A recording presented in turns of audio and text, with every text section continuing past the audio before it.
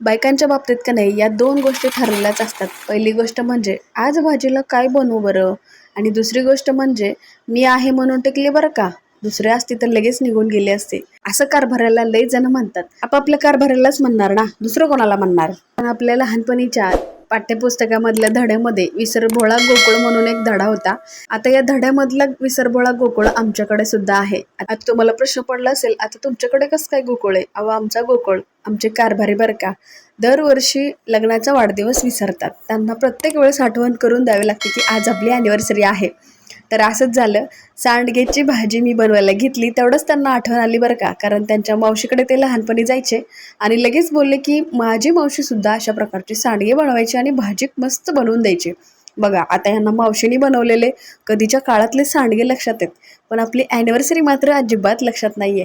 असे हे आमचे गोकुळ. तुमचे गोकुळ असेच आहेत का हो? कमेंट करून नक्की सांगा बरं का.